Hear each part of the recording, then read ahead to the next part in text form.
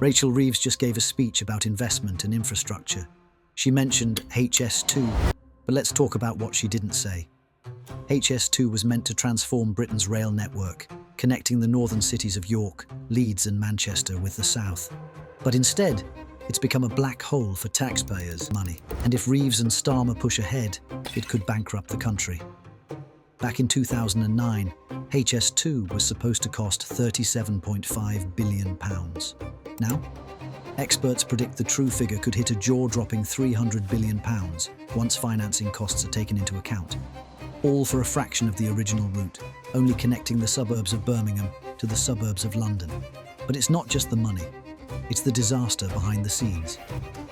Reeves says that the lack of planning reform in this country can be summed up by the £100 million BAT tunnel built for HS2. The lack of bold reform that we have seen over decades can be summed up by a £100 million BAT tunnel built for HS2. But that is just a tiny fraction of the amount the government has already wasted on HS2.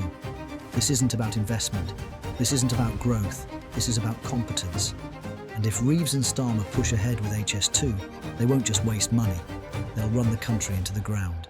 HS2 didn't even have full planning permission for Old Oak Common before committing to the site.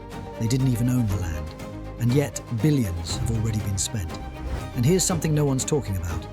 The national grid can't handle more mega projects. The UK's energy system is already stretched to the limit. London is on the verge of blackouts. And yet Labour wants to throw even more demand onto the system. Where is the money coming from?